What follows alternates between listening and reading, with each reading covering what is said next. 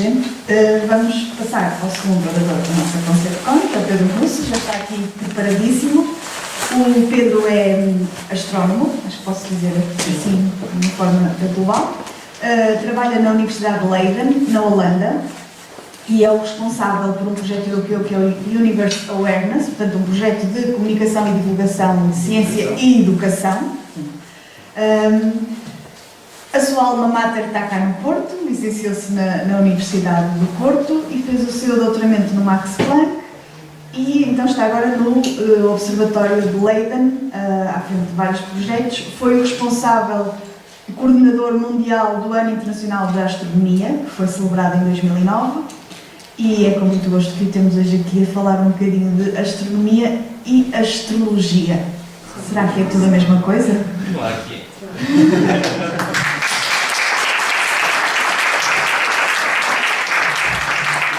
Obrigado para a Concept por me ter convidado a participar nesta conferência, que é tenho sempre um prazer em regressar ao Porto, e muitas vezes volto a Portugal, não vale a pena, acho que não vale a pena, volto a Portugal, mas quase sempre a Lisboa, mas é sempre um prazer vir ao Porto e falar um bocadinho sobre um tema que me apaixona, que é mesmo o universo, e um bocadinho a relação que temos com esse universo, a relação da sociedade e o cosmos. Acho que falar um bocadinho nesta conferência sobre astrologia é um bocadinho também como quase que ir para é quase como converter padres missionários ao catolicismo, porque eu acho que já todos acho que não vale a pena muito, acho que não é normal, como vocês acham, já sabem o que é a astrologia. Por isso eu decidi falar um bocadinho mais sobre o universo e a relação que temos com ele. E um bocadinho também tocar um bocadinho com o que falou, um bocadinho a nossa forma como vemos o mundo. E quando a Diana me convidou para dar esta palestra, eu estava a trabalhar num projeto de divulgação que está muito relacionado com a missão Rosetta, que já ouvi-se falar muito esta semana. Eu vou falar um bocadinho sobre isso também. E se calhar vamos começar com um pequeno filme, é um filme bastante curto, 5, 6 minutos, mas que toca alguns pontos interessantes, que liga um bocadinho a minha apresentação com a apresentação anterior e acho que vai ligar também com as apresentações da parte da tarde.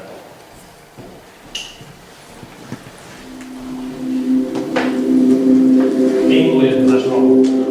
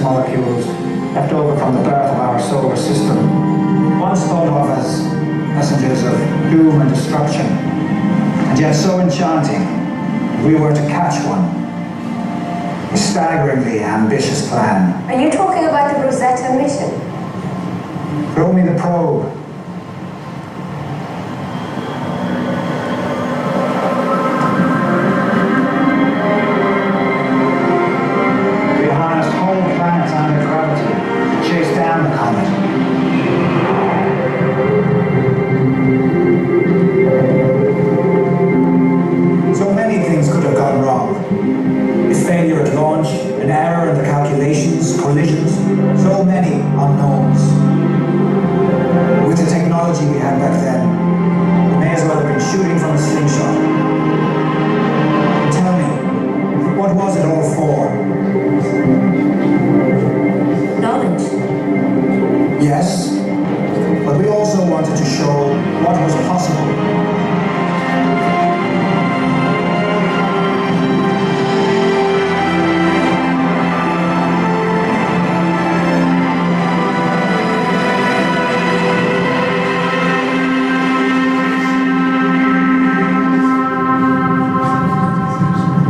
I know all this from the archives. There were bigger missions after. Yes, it was the first one to catch a comet. Ambition. Stubbornness. Nothing has changed. We fall, we pick ourselves up again, and we adapt. I was watching you earlier. You actually did everything right. I destroyed your rock. I needed to see how you would react. You're ready. Reset.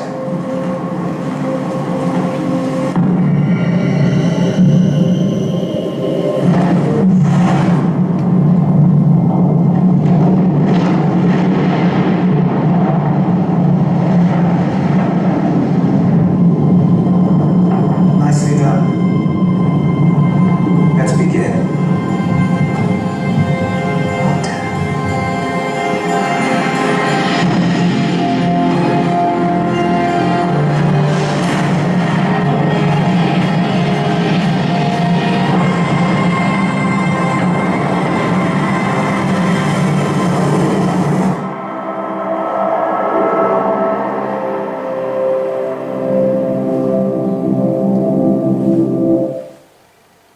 Mas é claro que este filme é sobre uma coisa muito específica. É a nossa ambição de querer saber mais.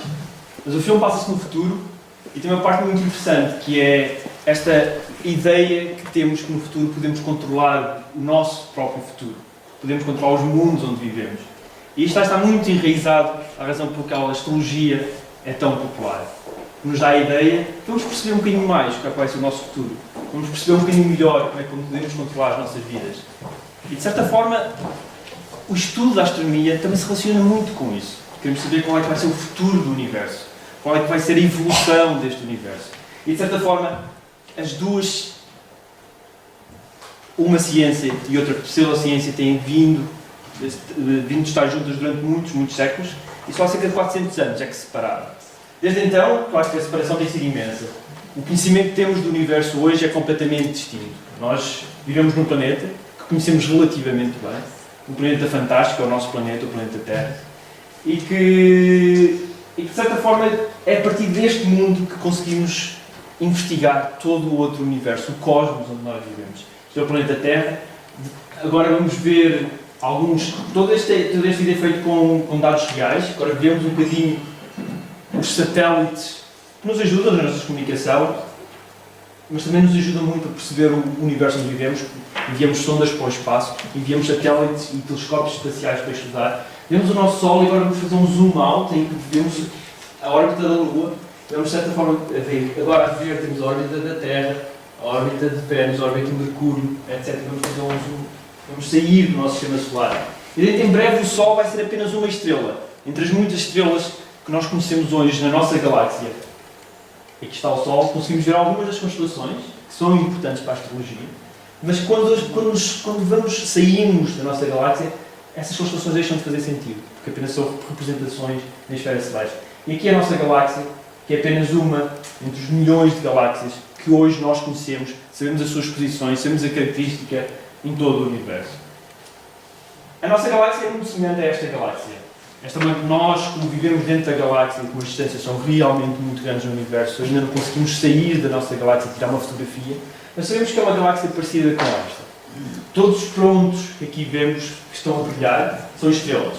Algumas são estrelas jovens, outras são estrelas mais velhas, outras estão muito próximas do centro da galáxia, onde, com certeza, temos um grande buraco negro, chamamos de um buraco negro supermassivo, e temos todos estes pontos são estrelas. O astrónomo Carl Sagan, conhecido pela sua série Cosmos, costuma dizer que existem mais grãos de areia, mais estrelas no universo que grãos de areia nas praias e até desertos de todo o mundo. Desde 1995 nós temos vindo a descobrir algo que é realmente fascinante. São outros planetas em torno de estrelas, que não é o Sol. Nós conhecíamos muitos planetas, e conhecemos 8 planetas em torno de uma estrela, que era o Sol, mas até 1995 não conhecíamos outros planetas. Hoje, passados quase 20 anos, conhecemos quase 2000 planetas em torno de estrelas que não são o Sol. Agora imaginem que a maior parte dos grãos de areia que podemos representar neste modelo como estrelas, têm planetas. Imaginem a quantidade de planetas que existem em todo o universo. É realmente um número fascinante e um número realmente muito grande. Muitos desses planetas podem ser parecidos com o planeta Terra. Nós conhecemos pelo menos destes 2000 planetas que nós já descobrimos, cerca de 7 ou 8 são parecidos com o planeta Terra. E muitos destes planetas podem estar numa zona que nós chamamos de zona de habitabilidade, onde a água poderá estar na forma líquida e poderá dar origem à vida. E poderemos encontrar ainda nos nossos dias vida nestes planetas. A confirmação dessa vida vai ser muito difícil, se não impossível, durante as nossas vidas. Mas se olharmos para alguns dados do espectro dos planetas, da atmosfera dos planetas, podemos indicar que realmente a vida pode existir nestes planetas. E estou convencido que isso vai mudar muito a forma como também vemos a nossa própria espécie, como vemos a vida no nosso próprio planeta, e vai ter repercussões muito grandes a nível culturais, religiosos, filosóficos. E acho que vai ser uma das maiores descobertas da nossa civilização, ou pelo menos do nosso século. Mas até o momento, só conhecemos vida num planeta. Este é o nosso planeta, o planeta Terra. E é, como eu dizia no início, é a partir deste planeta que temos vindo a estudar um bocadinho o universo. E podemos dizer que o pai da astronomia moderna foi Galileu Galilei, que em 1609 usou o telescópio pela primeira vez para olhar para o céu e registar um pouco como é que funcionavam os planetas, como é que funcionava a Lua, como é que funcionava toda a dinâmica do Sistema Solar, e que reposicionou o lugar do planeta Terra em todo o universo. Até então pensávamos que o planeta Terra é o centro do universo, e a partir das confirmações observacionais, já existiam teorias, mas não eram confirmadas observacionalmente, e ele demonstrou que afinal o Sol era o centro do Sistema Solar. A astronomia evoluiu muito. O próprio observatório onde eu trabalho agora, o observatório da Universidade de Leiden, na Holanda, é o observatório mais antigo numa universidade, foi construído cerca de 30 anos depois da invenção do telescópio. Também não nos podemos esquecer que o telescópio foi inventado na Holanda, por isso também havia uma certa facilidade. Não era neste edifício, mas tem vindo um bocadinho a ajudar a compreensão do nosso universo. Nós, como europeus, temos vindo a construir realmente grandes telescópios para perceber melhor um pouco onde vivemos. Construímos o que chamamos de Very Large Telescope. São 4 telescópios que estão no deserto do Chile, um consórcio de países europeus construiu estes telescópios, e foi graças a estes telescópios que temos vindo a descobrir muitos destes exoplanetas ou planetas extrasolares. Agora estamos em fase de construção para o que chamamos Extremely Large Telescope. Somos muito originais a dar nomes a telescópios. Fazemos alguma ciência que é realmente fascinante. E com este telescópio, tudo indica que vamos conseguir observar diretamente estes planetas que são parecidos com o planeta Terra. E esta é a grande esperança de toda uma comunidade para tentar descobrir vida nestes planetas. É um telescópio que vai ter um espelho de mais de 30 metros de diâmetro, é realmente uma construção muito grande. Conseguem, quando comparam com o Arco de Triunfo em Paris, realmente percebem a dimensão deste telescópio, e que vai ser algo fascinante e que vai realmente nos ajudar a perceber melhor o cosmos e o universo onde vivemos. Claro que também quando observamos o cosmos noutros comprimentos de onda, neste caso as ondas rádio, são radiotelescópios, muitas vezes é muito útil ir para o espaço e construirmos grandes telescópios. Este é o James Webb Space Telescope, que vai substituir o telescópio espacial Hubble, dentro em breve, e também vai estudar com detalhe muitos destes planetas extrasolares. Mas a astronomia ajuda-nos a tentar perceber, a tentar responder a algumas das perguntas que são realmente bastante enraizadas na nossa cultura, que é a origem do universo, que diferentes áreas do conhecimento tentam responder, a origem da vida na Terra, a origem da vida no universo, qual é o próprio futuro do universo. Mas muitas vezes esquecemos que a astronomia, como ciência de ponta, como ciência que realmente necessita de tecnologia de ponta, como eu tentei demonstrar, tem vindo também a ter algumas implicações, tem havido algum impacto na sociedade muito maior do que muitas vezes esperávamos. E um bom exemplo, que é sempre muito que ilustra um bocadinho esta relação entre a astronomia e a sociedade, é o uso do computador pessoal. A maior parte de todo o desenvolvimento tecnológico para o hardware e o software que depois que levou ao desenvolvimento tecnológico do computador pessoal foi desenvolvido nas missões Apollo.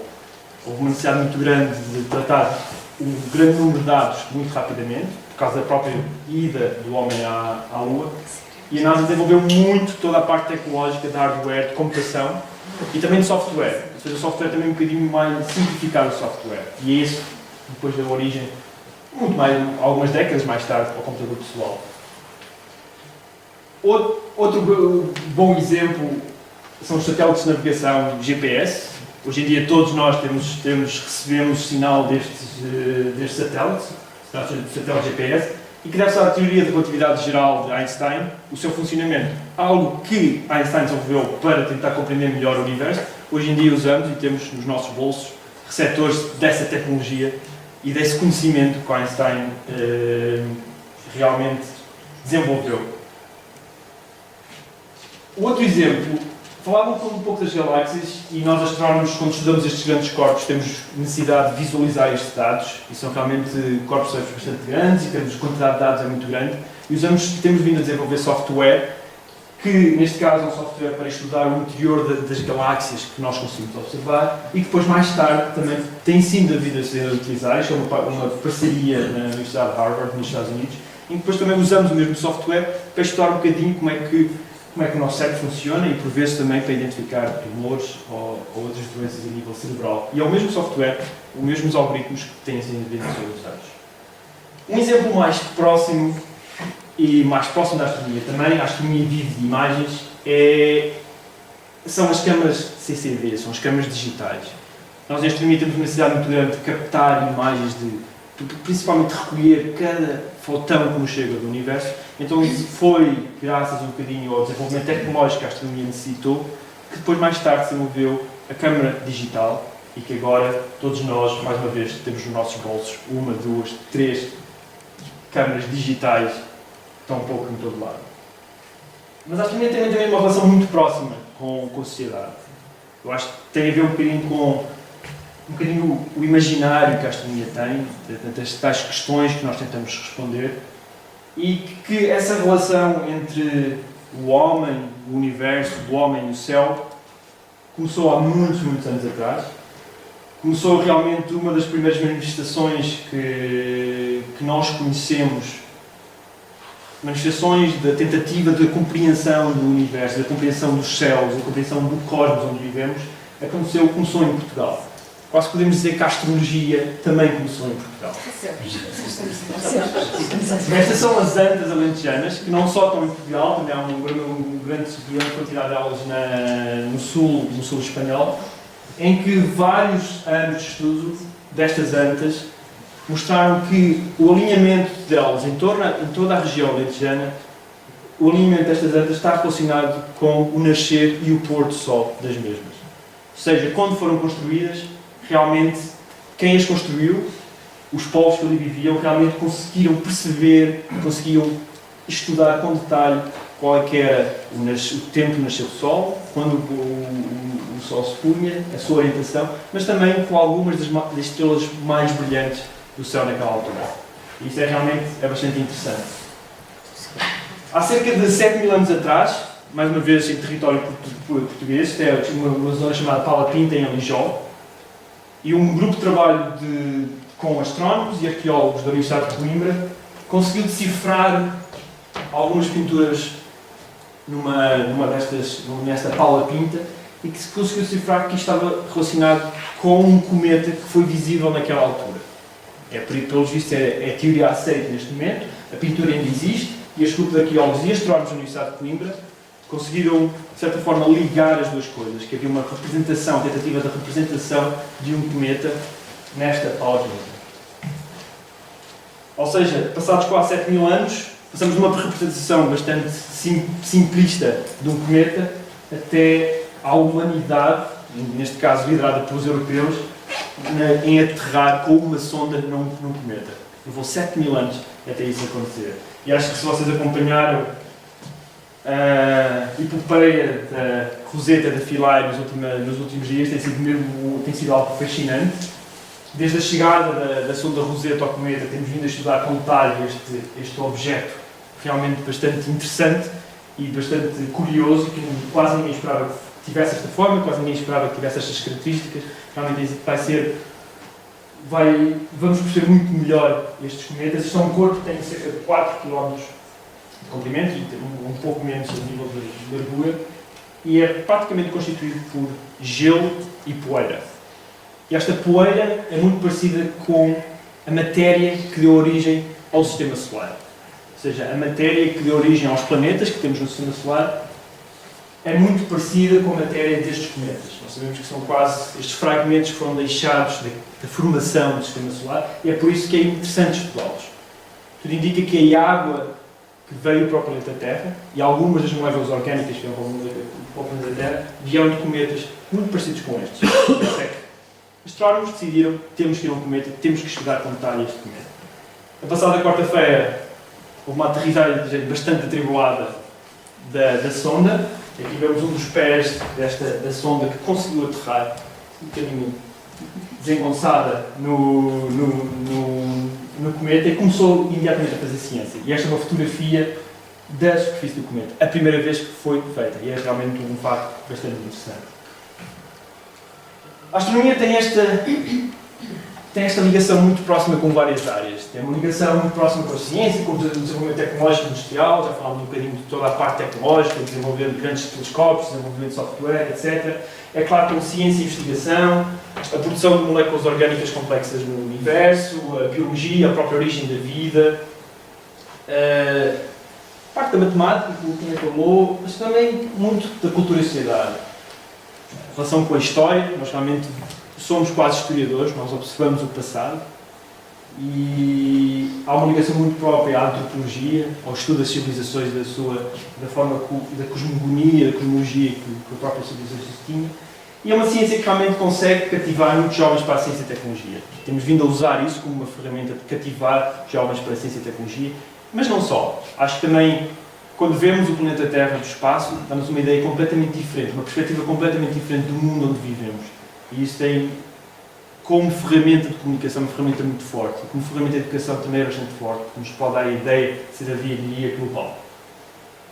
Mas eu estava a falar daquilo que realmente me apaixona, e pediram-me a falar um bocadinho sobre a astrologia. Falar da astrologia é realmente bastante complexo, porque a astrologia como algo deixou de existir há 400 anos atrás. Desde então tem vindo foi criada uma série de astrologias. E nós, a astronomia, quando olhamos para as investigações que têm sido feitas em relação à astrologia, dizemos que cada astrólogo tem a sua astrologia. Não existe uma astrologia, não existe uma definição geral da astrologia. Para os astrólogos, nós astrónomos temos uma, mas para os astrólogos não têm. Mas o que se torna realmente quase impossível de discutir. É impossível ter uma discussão com o astrólogo sobre astrologia e sobre astronomia. Porque como eles têm a sua própria interpretação, cada discussão tem que ser uma discussão individual. Seria impossível para mim estar a discutir com um grupo de astrólogos aqui, porque eles não iam ter uma definição da astrologia, não iam ter uma definição de noções, não iam ter uma definição dos princípios básicos da astrologia. E é por isso que torna realmente difícil qualquer tipo de argumentação quando falamos de astrologia. Mas vamos definir nós a astrologia aqui. E uma das definições que a astrologia tem é que a posição do Sol e dos planetas na altura do nosso nascimento vai ter um impacto nas nossas características como seres humanos e até, mais tarde, também no nosso futuro. E na definição do que é que vai acontecer no nosso futuro, especialmente próximo.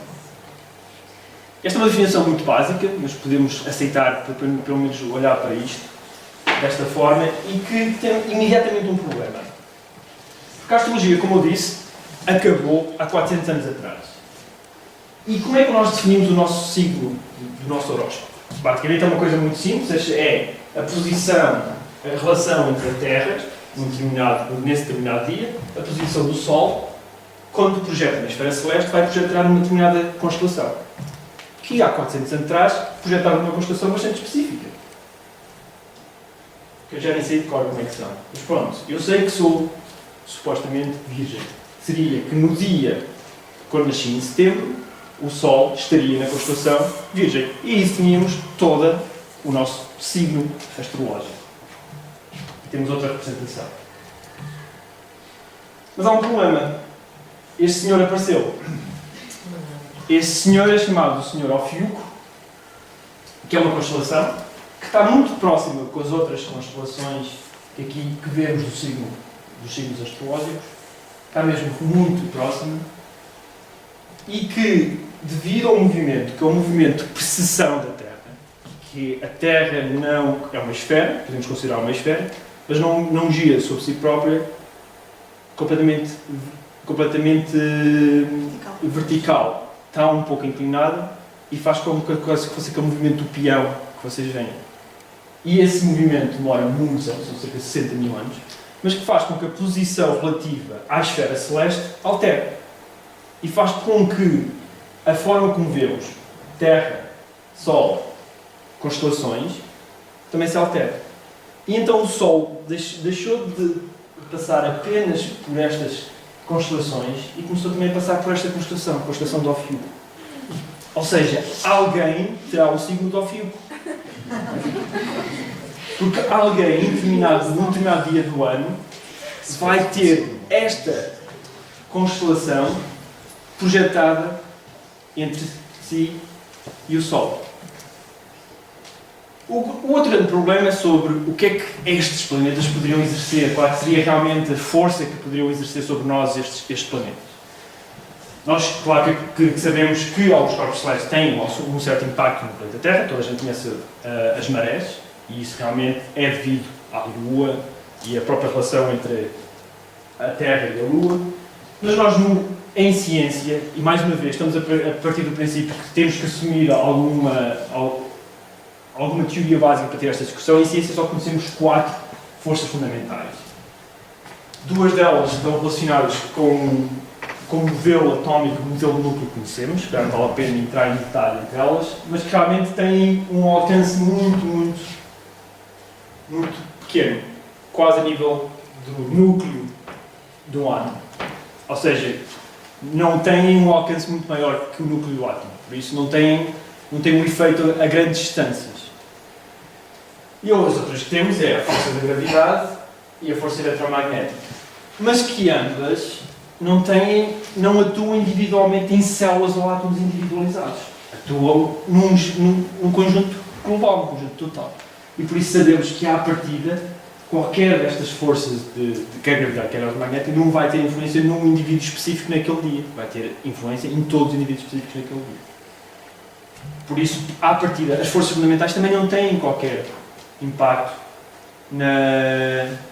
no dia em que nós nascemos. Ou seja, por definição que nós definimos, não é se calhar a definição dos astrólogos, porque os astrólogos iam já começar com uma série de número de outras coisas que existem na astrologia, como ascendentes, como alinhamentos cósmicos, alinhamentos da galáxia, como não sei o quê. Seria impossível para mim continuar esta discussão. Mas como definição básica da astrologia, é realmente bastante fácil usar argumentos científicos para demonstrar que a astrologia não tem qualquer cabimento. Mas se calhar a questão não é essa, a questão realmente é porque é que temos que explicar cientificamente algo que não se baseia em princípios científicos. E se calhar essa é a questão que temos que ter quando falamos da astrologia. Mas a astrologia tem uma presença muito grande nos meios de comunicação social. Acho que todos nós sabemos, jornais de qualidade, como o Jornal Público, acho que agora só no verão tem horóscopos, estão ligados ao tarot, também não percebo muito bem toda a relação, mas realmente acho que na altura do verão, acho que durante o resto do ano não tem, mas durante o verão, pelo menos na revista de Público ao domingo, tem as previsões do horóscopo. E tem que conviver com uma secção de ciência também. É claro que o nosso amigo Calvin e o Hobbes tiveram já também esta aventura de tentar perceber que realmente será que os horóscopos funcionam ou não funcionam, e ele um dia decidiu que era muito mais fácil se acreditar com os horóscopos, porque assim era muito mais fácil viver a vida que tem. Mas realmente, passado algum tempo, ele, no dia a seguir, parece que nada do que o horóscopo dizia se transformou em realidade. E ele ficou bastante desiludido. Mas há alguns horóscopos que realmente têm a sua validade científica. Este é um horóscopo que foi, acho que por erro, publicado num dos tabloides ingleses, basicamente é um horóscopo para toda a gente e que alguém nesse dia se esqueceu de escrever o horóscopo. Basicamente, o que disse é ter 25 palavras e só dizer umas coisas que toda a gente vai acreditar. Eu e o professor João Fernandes tivemos a oportunidade de escrever um artigo no Público, numa discussão bastante acesa no verão passado, e que muitos dos que estão aqui presentes verão também ajudaram-nos muito na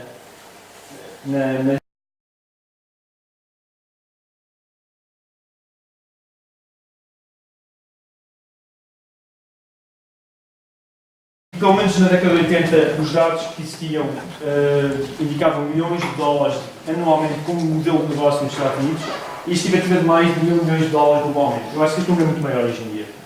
E existe em Portugal uma verba no IRS 1315, que é para astrólogos, e para biólogos acho que é 1313, não, é diferente.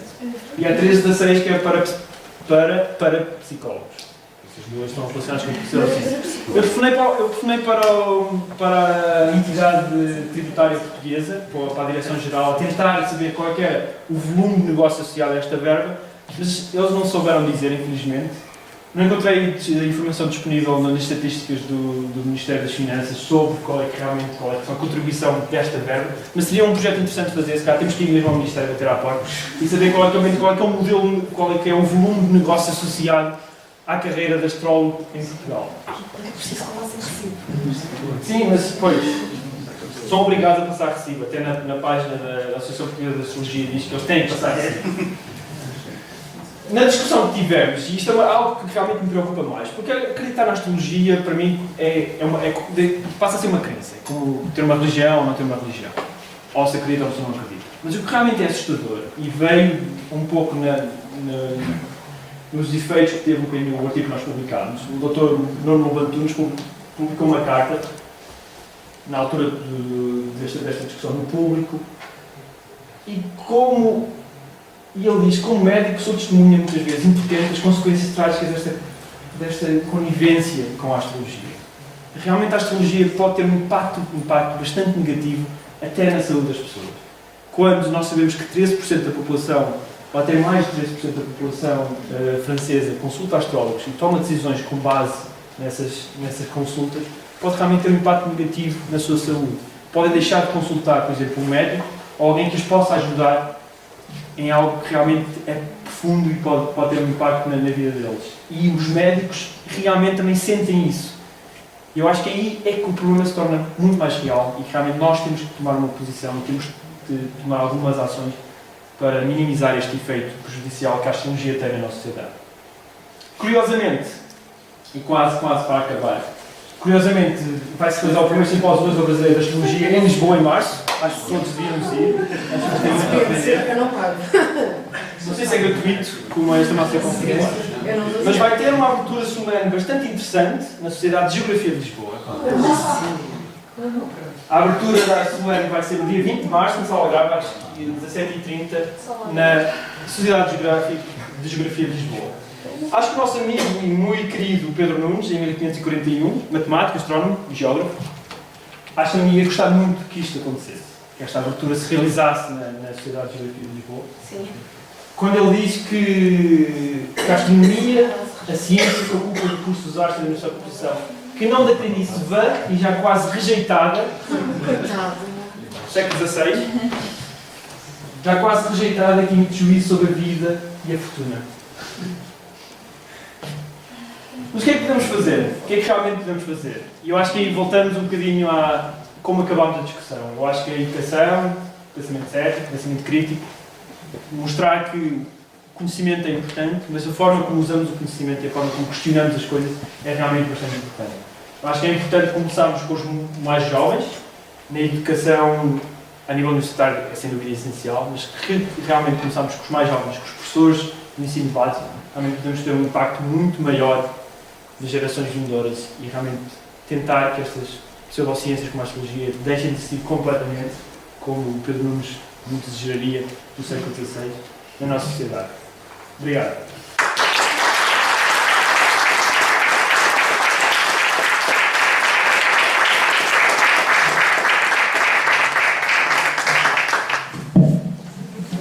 Estando no momento de suposto fecho da manhã, iniciamos o debate. Tentar acabar antes da 1, está bem? Antes da 1? Sim, temos meia hora para debater. Meia hora de debate para depois ir toda a gente almoçar tranquilamente e estarmos aqui de volta às 2h30. De facto, voltamos à questão da educação e é por aí que tem que começar. Neste caso, um dos gráficos que eu estava bem preocupante. Como é que temos que convencer professores a dizer que a astrologia é uma treta, quando naquele gráfico mostra claramente que a quantidade de professores que acreditam na astrologia é enorme. Que é um gráfico de 1986 em França. Não sabemos qual é que é realmente, mas deverá ser muito parecido com hoje em dia. Se calhar isso é pior. Provavelmente ainda pior. Isso é de facto problemático. E aí passa muito pela formação de professores. E aí voltamos à universidade, voltamos aos institutos de ensino a nível superior e que ferramentas podemos dar aos professores que os possa ajudar, não, e também que lhes dê o conhecimento suficiente que eles depois na escola consigam convencer os 20 e tal % de professores que acreditam na astrologia, que convencê-los que... Sim, temos professores ou pelo menos formados em sim, temos que começar alguns deles que são professores. Temos que começar com a formação de professores, mas temos que começar também um pouco com o currículo e dar as tais ferramentas que as pessoas têm para julgar e usar o conhecimento da melhor forma. Mas eu acho que é um conjunto de iniciativas que têm que ser tomadas a vários níveis, em que inclui também a formação de professores, sem dúvida. E agora só uma questão que é perfeitamente pormenor, que é acerca do abrigo da Paula Pinta, que se falou ao bocado. A ideia de que existe um consenso acerca de ser um cometa não é verdadeira. Ou seja, neste momento eu descrevi que é exatamente o oposto. Quase ninguém acredita nessa teoria. O que é comum em arte rupestre, as coisas demoram muito tempo a implementar-se. Mas só por título de exemplo, em setembro passado houve um congresso em Burgos, o 17º Congresso Internacional da União Internacional de Ciências Pré-Históricas e Proto-Históricas, no qual eu estive. Não assisti à sessão onde foi feita a apresentação de Paula Pinta, alguns colegas não assistiram e quase ninguém no público achou essa hipótese de cometa minimamente aceitável cientificamente. Alguns ridicularizaram, outros ignoraram, outros manifestaram-se claramente contra. Eu, enquanto arqueólogo, acho que muitas das interpretações que se fazem de arte rupestre são devaneios e por isso não percebo porque é que uns devaneios são mais credíveis que outros, mas neste caso não faço a mínima ideia, acho que uma hipótese como qualquer outra, mas não é minimamente aceita ainda. Talvez no futuro. Sim, não me sei sem dúvida para conversarmos na altura do almoço, mas eu fui fazer uma investigação e a última publicação que existe sobre a Paula Pinta é realmente que foi publicado, o artigo foi publicado numa revista, não foi só apresentado numa conferência. Eu sei. Ok, nas conferências realmente, mas como última publicação na área, realmente indica que foi um cometa. Mas isso é uma discussão sobre como é que funciona a arqueologia, como ciência e tudo mais, mas é mais interessante para na altura da parte da tarde. No seguimento deste comentário, e acho que, não sei se concordarás comigo, cuidado com a arqueoastronomia. Há muita coisa na arqueologia que vão buscar a astronomia, que é de nós descobrimos aqui o megalito orientado por Sírio e eles adoravam a estrela e viravam-se para leste e faziam rituais. Há muita coisa desta Também há boa arqueoastronomia, sem dúvida. Mas também há muito mais. Não sei se concordas comigo, mas é um campo muito dado a flights of fancy. Estamos a falar de coisas que aconteceram há 7.000 anos atrás e que torna-se difícil também da sua total interpretação. Mas uma coisa que eu acho que era importante refletir na arqueoastronomia e na relação que temos com o céu, eu acho que é interessante é que não nos podemos esquecer que realmente assim, era muito próximo, que estava constantemente lá. Enquanto hoje em dia perdemos essa relação, vivemos em cidades, poluição luminosa, não vemos a Via Láctea, não sei quantos de vocês aqui já viram a Via Láctea como um todo, mas realmente é impressionante. E eu acredito que essa participação, essa ideia de que o céu tinha um impacto nas nossas vidas, era muito mais presente. Porque realmente não havia poluição luminosa e víamos as estrelas de uma forma completamente diferente. E não havia luz, por isso estava sempre às escuras. Sim, exato, é por causa disso, da não existência de luz artificial. Eu tinha duas coisas. Bem, em primeiro lugar, gostei muito do Ofio, porque acho que agora temos mais uma.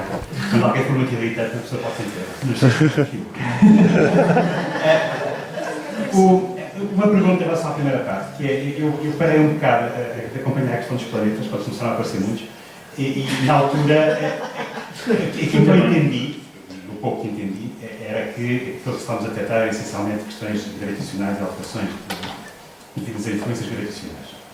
Como é que agora nós sabemos mais e o que é que se tem ou não tem determinados componentes, etc. Deixa-me só fazer as duas perguntas. Sim. A outra, penso que a segunda, com a parte da astrologia, e é um bocado isto. Uma das coisas que tem sido aconselhado, e por exemplo é aconselhado pela AAAS, quando se está a discutir questões como criacionismo e por aí fora, e mais ou menos fazer-se nisto, fazer o mesmo que fazem os astrólogos, isto é, não se sentam à mesma mesa que astrólogos, porque, por simplesmente, insistem, não é ciência, portanto eu não vou discutir com eles.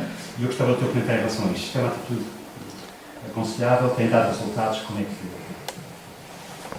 Primeira parte do planetas solares, nós temos principalmente três técnicas da observação de planetas solares. Uma delas, já dizias bem, é a perturbação quase gravitacional, que nós vimos a estrela, nós não observamos o planeta diretamente, mas vemos a estrela oscilar, e nós sabemos que existe outro corpo lá que será um planeta. Praticamente é isso, porque há uma alteração gravitacional da posição da estrela. Outro método é em relação ao brilho. Sabemos o brilho da estrela, e quando o planeta passa em frente da estrela, mas para isso precisa estar nessa orientação certa, o brilho reduz, e depois quando o planeta deixa de estar em frente da estrela, o brilho volta ao normal. E essa é outra técnica. E outra técnica muito mais recente é a observação direta destes planetas solares. Nós, com telescópios bastante grandes, tapamos a estrela e depois consegue-se observar o brilho refletido pelo planeta, um pouco como nós vemos nos nossos planetas do sistema solar. Por isso, nós daí já conseguimos detectar planetas diretamente, e são com esses planetas que detectamos diretamente, conseguimos já fazer espectroscopia, conseguimos já perceber melhor se tem atmosfera, se não tem atmosfera, que tipo de atmosfera. Ou seja, conseguimos realmente individualizar estes planetas e estudá-los com maior detalhe.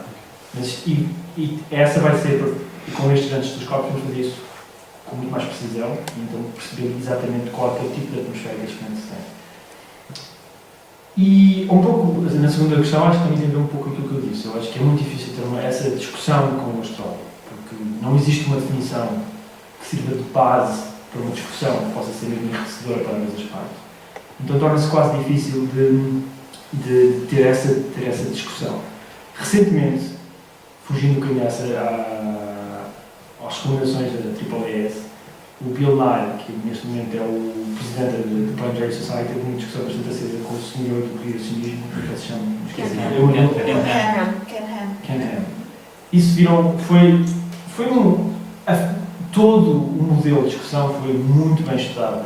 Vocês viram que era muito mais controlado que até que uma discussão ou de política, que nos Estados Unidos eles são obcecados com o tempo, e nós aqui em Portugal já fazemos cada vez mais isso. E foi realmente bastante organizado, e sabiam de antemão quais é que seriam ser umas das pontos básicas, ou que podiam se preparar para as partes e dar os argumentos. Qual é que é o impacto que este tipo de iniciativas têm a nível de sociedade? Quase nenhum. Mesmo artigo que nós publicamos sobre astrologia e astronomia, eu acho que o impacto que realmente fez pessoas mudarem a sua opinião, eu acho que não conseguimos mudar a minha opinião, para ser sincero. E vê-se isso um pouco pelos comentários que nós conseguimos ler, não só no site do público, podemos discutir o resto da tarde sobre eles, também nas redes sociais, blogs, etc. Eu acho que é realmente difícil, quando temos discussões acesas e realmente vamos para o fórum público discutir estas coisas, realmente vai ser muito difícil mudarmos a opinião das pessoas que poderão estar indecisas. Acho que temos que encontrar outros mecanismos, ou se calhar tentar perceber melhor quais são os mecanismos que têm um impacto maior. Mas este mecanismo, ou este processo de confronto, não sei se será o mais adequado. Mas acho que as pessoas aqui na sala têm se calhar mais experiência sobre isso. Só complementar, houve um impacto mensurável do debate entre o Ken Ham e o Bill Nye, foi que o Ken Ham, nas semanas seguintes, angariou vários. Eu não quero dizer um número errado, creio que foi uns quantos milhões de dólares para o seu projeto que estava a ir à falência e que conseguiu ter um uplift de financiamento da construção de um mega parque temático da Arca de Noé e do criacionismo bíblico. Portanto, esse impacto está medido nesse caso. Rui. Quando se discute ciência e pseudociência, há sempre um desequilíbrio. Porquê? Porque quem está do lado da ciência tenta sempre seguir um discurso coerente e racional e está limitado, digamos, por aquilo que a ciência pode explicar ou não, ou se pode defender. Enquanto que, do outro lado, do lado oposto, há toda uma série de argumentos falaciosos que podem ser usados e que são mesmo usados. Portanto, há logo aí um desequilíbrio. Concordo, e esse é o grande problema destas discussões. Eu, quando estava a preparar esta apresentação, queria ir mais fundo. Mas foi impossível, porque cada livro que eu ia e procurava, cada um ia numa linha completamente oposta. Não há um consenso do que é o manual da astrologia para que todos os astrólogos seguem. Nós realmente podíamos trabalhar com base nisso, tentar mostrar porque é que não faz sentido o que eles dizem. Mas existem imensas linhas, e é como eu dizia, cada astrólogo tem a sua astrologia. Então qualquer discussão é muito difícil, porque todas as noções, todos os princípios são diferentes de astrólogo para astrólogo. E é basicamente impossível ter essa discussão. Claro. E acho que é por causa disso que organizações europeias, quer americanas de promoção para a ciência, ou divulgação de ciência e comunicação de ciência, dizem que não vale a pena ter essas discussões, porque realmente é quase impossível ganhar uma discussão. Já agora, Pedro, para o próximo argumento que eu queria pôr, é só recuar aí para aquele diapositivo onde está aqui o disclaimer da astrologia, que no jornal ou numa revista dizia que aquilo é utterly nonsense, etc. Este aqui. Isso. Eu acho que há jornais ingleses que põem lá que for entertainment purposes only, sim, ou seja, que é só para entretenimento, sim, mais nada. Isso aí não é necessariamente positivo para nós que defendemos o racionalismo. E isso porquê? Porque isto aí, se calhar, isso também é aprovado, e esse era o lobby dos astrólogos que quer pôr isso aí. Porquê? Para que quem quer ver um horóscopo a sério não se limite a ver o jornal, mas que vá procurar um astrólogo que faça algo detalhado e muito, digamos, personalizado. Sim, porque isso aí é mesmo nonsense. E é isso que eles querem defender. Sim, este aqui é nonsense. E eu acho que o melhor é mesmo acabar com eles, não é? Pelo menos de mais qualidade, se calhar nós, como comunicadores de ciência, podíamos ter um papel de ficar muito mais ativo e até tentar trabalhar com os jornalistas de ciência que existem nesses jornais, para tentar realmente deixarem de existir em jornais, pelo menos jornais de qualidade, como o Público, Cidade de Notícias, Expresso, etc. Não sei se o Diário de Notícias Expresso tem secção de horóscopo, mas pelo menos o Público tem. Já nós aí, como comunicadores, e que realmente falamos com os jornalistas muitas vezes, temos ter um papel mais ativo. Olha, desculpa, não vou falar com o seu jornal porque continua a ter horóscopos. Não faz sentido. Está a desinformar ao mesmo tempo que nós tentamos informar. Será que estes jornais têm esses níveis de responsabilidade para publicar processos científicos? Provavelmente na Inglaterra sim, ou no Reino Unido, mas em Portugal nenhum jornal tem este tipo de disclaimer.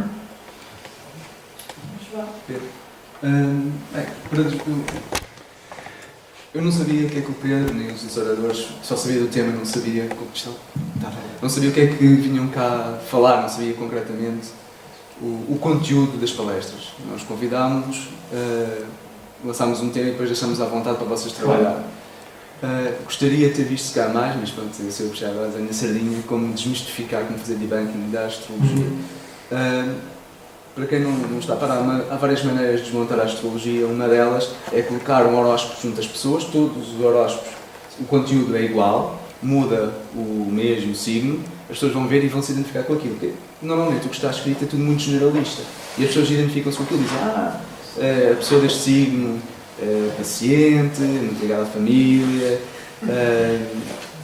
esta semana vai estar bem de saúde, mas pode ter alguma doença. Então sempre uma nunca toda a ferradura, as pessoas identificam-se com aquilo, é tudo muito generalidades, pronto, e as pessoas aceitam aquilo. Depois quando vão ver, o conteúdo é o mesmo para todas, portanto aquilo não é característico do próprio signo. Isto é uma das maneiras de desmistificar, há muitas outras.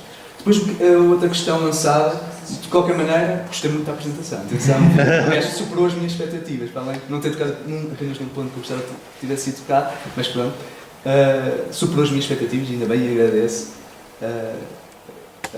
a oportunidade de ter ouvido esta palestra. O que é que a gente pode fazer? Eu acho que devemos ter nós, enquanto cientistas, enquanto divulgadores de ciência, uma atitude mais ativa e continuada.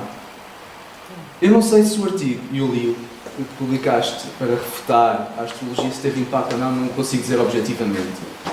Sei que gerou muito tráfego nas redes sociais, portanto, pelo menos teve a vantagem de pôr as pessoas a falar sobre o tema, ouvirem se calhar o outro lado. Normalmente nós ouvimos mais pessoas que pensam como nós, que fazem parte do nosso grupo, seja social, seja académico, seja familiar. Então pensamos todos mais ou menos da mesma maneira. Obviamente há casos pontuais, pessoas que pensam de maneira diferente e que refutam. Mas neste caso, colocou-se dois grupos opostos, em polos opostos, a cada um a defender a sua parte. Portanto, se era difícil ou se é raro a gente ter contacto com o outro lado, nesse dia tivemos, ou nesses dias, porque aquilo durou alguns dias, teve-se contacto com essa outra posição. E, portanto, valeu por isso. O que é que nós podemos fazer? Devíamos estar mais ativos, de modo continuado, e acho que foi isso um bocadinho que esteve na gênese da Concept, quando decidimos criá-la, foi juntar um grupo de pessoas que já tinha projetos separados, uni-los. Não quer dizer que os outros projetos separados tivessem acabado, não, continuam, mas agora temos um sítio que agrega pessoas com os mesmos interesses, com os mesmos valores, nomeadamente do uso da razão, do pensamento crítico, da promoção de uma sociedade mais esclarecida, e de um modo continuado. E é isto que acho que a solução está aqui, não é fazer eventos pontuais, mas manter vários eventos continuados. E não é só uma instituição, uma organização a fazê-lo, mas várias. E nós temos estas associações como a nossa, como a Concept, mas também centros de investigação a fazer divulgação de ciência, o CALP, sim, aqui do Porto, o Centro de Astrofísica da Universidade do Porto, que também faz muitas destas iniciativas. A Ciência Viva, não podemos esquecer que tem polos por todo o país, e tudo isto em conjunto já é muito bom e faz com que as pessoas conheçam mais as ciências, se sintam mais interessadas e que compreendam depois melhor, porque estando mais interessados, possam compreender melhor a ciência. E acho que ainda faltam mais associações, mais instituições, não sei se são só associações, instituições, organizações no geral, se calhar também empresas, começar a puxar empresas, obviamente em tornar um modelo de negócio rentável, mas que todos juntos ainda somos poucos e é preciso mais. Se calhar, tocando a primeira parte, eu acho que se calhar o argumento mais simples, quando podemos um bocado desmontar a astrologia, é um bocadinho mostrar que o signo que as pessoas têm está errado, não faz sentido. Esse é o primeiro bloco, o signo que elas têm está desfasado por cerca de 2 signos e não existe o outro que é o Ofiuco que ninguém toma em consideração. Pois à partida está logo, as pessoas têm os signos errados à partida, isso não faz qualquer sentido, com definição da astrologia. Mas qualquer tentativa de desmontar a astrologia é um bocadinho dar-lhes algum fundamento, não é? Que não é que muitas vezes não é o que nós realmente queremos. Nós queremos é realmente que as pessoas pensem e se apercebam que tudo o que a astrologia diz está qual é a influência que realmente pode ter os astros nas suas vidas, não faz qualquer sentido. Não é o que escreves, o que é que não escreves como um astrólogo. Eu acho que já tem que partir de um pensamento mais crítico sobre o que aceitamos ou não. E tem a ver um bocadinho com essa segunda parte. O problema das discussões nas redes sociais é que são sempre... Eu gostava de saber exatamente se conseguimos mudar opiniões das pessoas que realmente estão indecisas. Será que isto faz sentido? Será que isto não faz sentido? Eu acho que o que acontece depois é que são estas discussões bastante acesas, que são interessantes, que todos nós gostamos, mas que realmente não mudam atitudes e não mudam percepções da ciência e das pseudociências. Cada vez devemos usar para eles, não usar sequer a palavra pseudociência, porque não levar a palavra ciência em si, ou todas as outras crendices que estamos a falar. Eu acho que mudam das pessoas que estão indecisas. Essas pessoas são mais fáceis de mudar. Será? Porque estão na dúvida e vão analisar os argumentos dos dois lados. Mas isso é uma convicção tua? Voltando um bocadinho à parte da cultura científica e das pseudociências, acho que o que era interessante neste estudo em 86, se calhar mudou, porque também toda a divulgação de ciência, a comunicação de ciência na Europa mudou muito nos últimos 10 anos, nos últimos 20 anos, mas nós vimos que mais de 20% das pessoas com formação académica em áreas de ciências acreditavam na astrologia. Ou seja, por muita comunicação que possas fazer, se até a formação académica científica, onde, mais uma vez eu digo, as pessoas têm que compreender, usar diariamente o método científico e as pessoas continuam a acreditar na astrologia, há realmente alguma coisa que estamos a fazer de errado. E se calhar o problema é mais fundamental do que apenas cultura científica. Para a questão da astrologia, se calhar para questões de geneticamente modificados, homeopatia, se calhar é diferente, mas para a astrologia é realmente mais... A pressão do grupo também. Sim, é algo que é... Eu não conheço o mecanismo, não encontrei nenhuma literatura sobre o mesmo. Posso simplesmente continuar no teu raciocínio? Essa coisa mais fundamental, que faz com que pessoas com formação em ciência escutem a astrologia. E acho que é muito por causa disso que a astrologia ainda vende, desde o tempo de Pedro Nunes até agora, e vai continuar a vender. E se calhar devemos pensar nisso se queremos combater que é o medo. A astrologia, basicamente, tem a ver com a necessidade muito humana de saber o futuro. E depois temos medo do filme, tem um bocado de controlar o nosso futuro. Não temos medo. Eu vou fazer este negócio e agora será que vai correr bem? Se vai correr mal? Se calhar dá-me um jeito de ter aqui uma certeza. E a mesma coisa com a homeopatia e outras coisas que têm. É um suporte social. Esta doença e tal, se calhar estou com medo. Há sempre ali um certo medo. Agora, a forma que eu acho que nós podemos combater, escrever artigos, sem dúvida, acho que nunca é mau. É sempre bom se conseguir convencer 100 pessoas a mudar de opinião. Valeu a pena.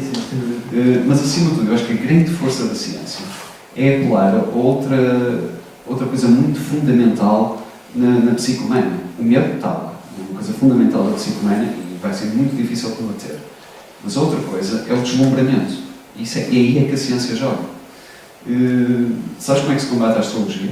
Com o Cosmos, a série do Carl Sagan e isso.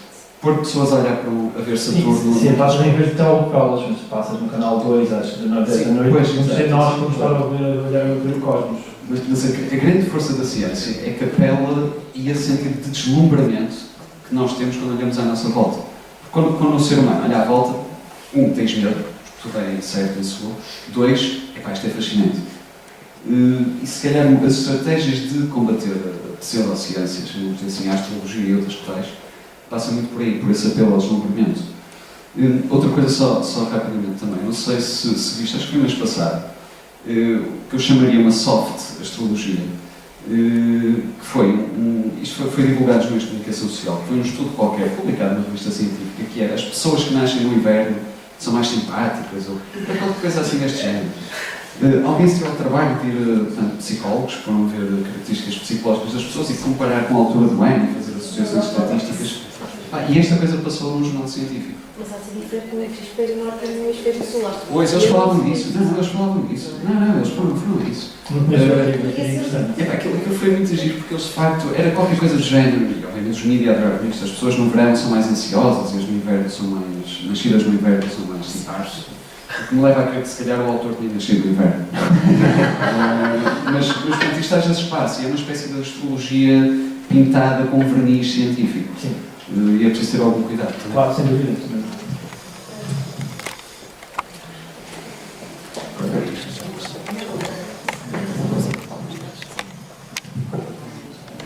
Eu gostava de comentar um bocadinho essa parte do... Realmente, eu acho que vale sempre a pena como o João. Eu acho que nem que isso chegue só a uma pessoa, eu acho que é importante fazer-se. Eu acho que é feita mais eficaz quando as pessoas começarem a ouvir repetidas vezes a mesma coisa. Eu acho que isto realmente da pseudociência não é racional, é emocional. Ou é de algo realmente por medo, é de sei lá, de uma natureza atávica profunda humana e que obviamente nunca se vai... é essa, não é outra, não é? E eu acho que, pronto, por isso acho que há uma repetição. Acho que os jovens são muito mais permeáveis, porque as pessoas cristalizam com a idade e, portanto, acho que dirigir à população jovem, que é muito mais, tem os neurónios ainda muito mais ativos e está a formar as suas ideias e reflete muito sobre a natureza das coisas e os porquês, acho que serão seguramente muito mais permeáveis e, portanto, devem ser realmente uma audiência alvo. Até depois podem, se calhar, influenciar, como o João disse, a família, não é? Como das reciclagem, mas as crianças, se calhar, também bebem isto muito mais facilmente, não é?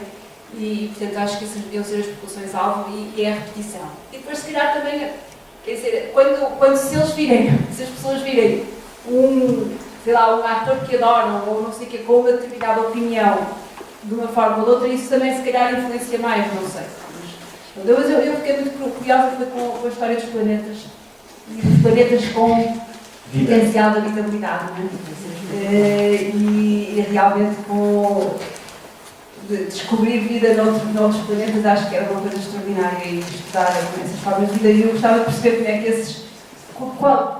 qual a informação a que vamos ter acesso com esse extremely large, esse telescópio extremamente largo. Vamos conseguir perceber se realmente há vida ou apenas se há condições para a vida tal como nós a conhecemos poder ter surgido. Quer dizer, um bocadinho mais sobre isso, acho. Voltando um bocadinho para a parte da educação, a educação acho que é essencial, nós já identificamos alguns problemas que há com a parte da educação das camadas mais jovens, um pouco os próprios professores, a formação que têm e as próprias crenças que têm sobre essas questões torna realmente difícil, mas acho que temos que continuar. Claro que eu acho que discussões como a que tivemos sobre astrologia, por isso que eu escrevi também o artigo no público, faz algum sentido, mas tem que ser um bocadinho sustentado, tem que ser a longo prazo, porque este início de discussões, depois não acontece mais nada, acho que tem que haver uma coisa tem que ser sustentável e continuado. Eu acho que esse esforço tem que ser continuado para realmente entrar na sociedade e não pontualmente, como infelizmente por vezes são as oportunidades que temos. Não é? E nós tivemos a oportunidade de escrever um artigo no público, os horóscopos aparecem todas as semanas. Não podemos fazer o contraponto constantemente e isso é realmente problemático, dando de novo um exemplo ao público. Em relação aos planetas extrasolares e em relação à vida nestes planetas, realmente nós não vamos conseguir observar vida diretamente, pelo menos nestes planetas extrasolares. Se calhar, fazendo um parênteses, temos um conjunto de projetos e para algumas luas de Júpiter e Saturno, especialmente uma lua de Júpiter chamada Europa, que tem um oceano de água líquida por baixo de uma camada bastante grande de gelo e que poderá ter condições propícias ao surgimento de vida, e há algumas missões que vão ser planeadas de furar esse gelo e tocar na água na forma líquida e tentar realmente observar, ver, medir se existe vida ou não nesse oceano por baixo desta lua de Júpiter que se chama Europa, curiosamente. Em relação aos planetas extrasolares, o que nós vamos conseguir detectar é se calhar o que nós chamamos biomarkers. Ou seja, nós sabemos que a vida tem um certo impacto na atmosfera. Existem alguns compostos químicos, moléculas que podem existir na atmosfera de planetas que provêm de fenómenos, por exemplo, animais, vegetais, etc. Alguns deles também geológicos, e às vezes é difícil saber qual é a diferença. Mas como nós conhecemos alguns desses e se os identificarmos, tudo indica que poderá existir vida nesse planeta. Mas nunca vamos observar vida, pelo menos nas próximas décadas, observar vida diretamente nestes planetas extrasolares. É ficção científica, mas poderá acontecer. O que nós estamos a fazer uma coisa bastante interessante é quando lançamos missões como a Rosetta ou outras missões para fora do sistema solar, muitas vezes apontamos para o planeta Terra, tentamos estudar o planeta Terra como um planeta e tentar perceber exatamente quais são as características da nossa atmosfera, no espectro da nossa atmosfera, que nos pode indicar vida. Olhar para o nosso próprio planeta poderá ajudar-nos para perceber melhor a vida noutros planetas. Mas eu acredito que tecnologia temos dentro de 20 anos para começar a detectar vida nestes planetas extrasolares. Por isso, provavelmente nas nossas vidas ainda vamos conseguir detectar. Última pergunta, Palmeira. Eu queria só dar os parabéns pela conferência. Consegui chegar de Lisboa ao tempo que eu ouvi, mas em relação ao tempo que estávamos a falar, eu lembro-me de há uns anos de cientistas em que eu estava incluída, estava o Carlos Filhais também incluído, escrevemos à RTP, ao provedor do telespectador da RTP, que era absolutamente inacreditável, como continua a ser, que a televisão pública, bom ponto é que eu não gosto de falar assim, mas que era incrível que a televisão pública passasse uma pseudociência como a astrologia em horário nobre de todos os dias, e enquanto as séries de ciência são relegadas para horas em que ninguém vê no canal deles. Com sorte. Com sorte conseguimos falar ao professor da RTP, aliás fui eu a falar, ele entrevistou-me a mim, telefonaram lá ao técnico, filmaram no laboratório de química, que não tem nada a ver com física ou astrociências, sou química, mas não estava ninguém disponível para falar para a televisão na altura, não sei porquê, lá fui eu falar para a televisão. E, portanto, o provedor depois ouviu uns astrólogos completamente idiotas, porque variaram, passaram aquele tempinho de antena do provedor do telespectador, em que ele recomendava que, de facto, nós tínhamos razão, que aquilo era uma palermice, que pelo menos devia ter um disclaimer a dizer que era uma palermice, e durante uns tempinhos não houve astrologia na RTP. Foi a consequência da nossa intervenção bastante veemente. Claro que depois, como em tudo, até preciso estar sempre a bater, quando voltou a haver astrologia na RTP, está ele a dizer que eu não vejo a RTP de manhã, há 1 hora todos os dias de astrologia na RTP. Sim, sim. Portanto, qual é que é o problema que eu acho? Bem, eu tenho vários anos, décadas de comunicação muito agressiva com todas as pseudociências, seja em conferências, pessoalmente, quer em blog, na Facebook, todas as redes sociais e mais algumas, portanto, já há muitos anos. Eu tenho uma larguíssima experiência de ser insultada, de ser ameaçada por parte dos ossinhos todos, em processos, desde os homeopatetas, mais aos lavapés mágicos, tudo quanto é charlatanice.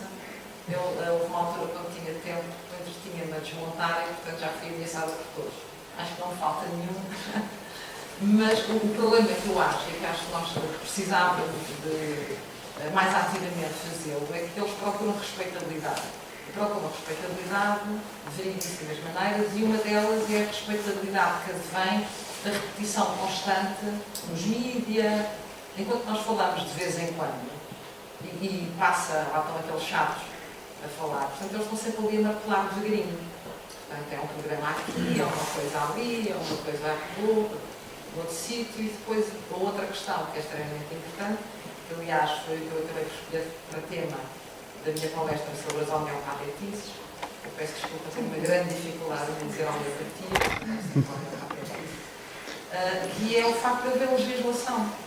A partir do momento em que sai do Diário da República um diploma todo bonito a regulamentar homeopatetas, quiropatetas e todas as outras charlatanices, eles começam a sentir-se legitimados. É a credibilidade que lhes dá, e é a mesma coisa que ter um código no IRS, não é? Poder pagar impostos e existir a profissão da escola. Vitórias devagarinho que eles vão tendo, é o código IRS, é sair aqui, é sair lá, e depois vêm com aqueles documentos pseudo-autorizados, mas nós o que saímos do Diário da República. E é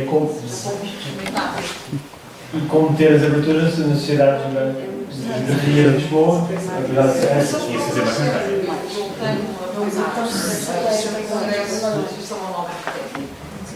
E isto foi sempre a pedir para fazer tretas dessas lá no técnico. Já o funcionário, como já sabe, não sabe, agora já sabe. Mas eles querem pagar ainda mais do que a nossa tabela de preço. Não pensei que nem pensa. Claro. Não, mas isto é tipo de iniciativas que há muito daí, podemos tomar uma ação Esta semana conseguiu-se em Espanha, creio que foi esta semana ou semana passada, conseguiram que não se fizesse uma palestra na Faculdade de Medicina de Valladolid de um curandeiro de produtos naturais que ia lá fazer uma palestra num auditório da Faculdade de Medicina, e foi o ativismo de professores e alunos, muita pressão nas redes sociais, imagino que muitas cartas enviadas ao reitor, ao Pedro que o valha, conseguiram cancelar a palestra. Depois vêm as acusações da censura, não é? Estamos a... O problema é que a astrologia é um negócio.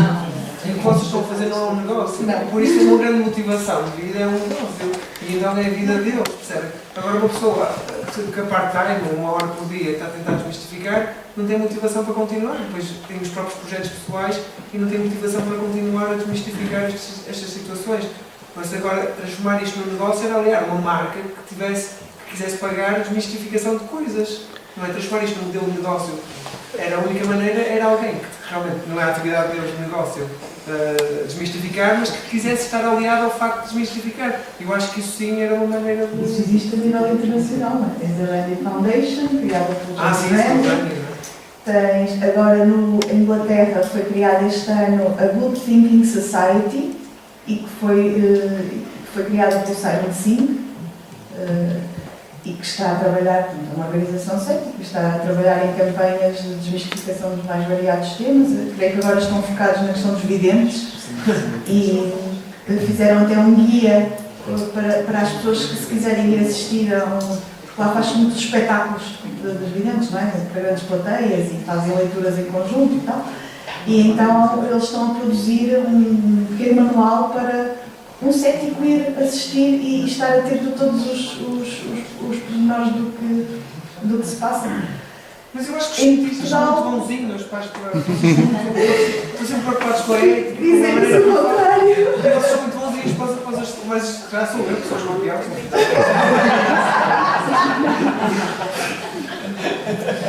Isso tem a ver com a cultura científica do diálogo. Exatamente. Depois... Vamos continuar na parte da tarde, vamos fazer agora um intervalo para almoçarmos.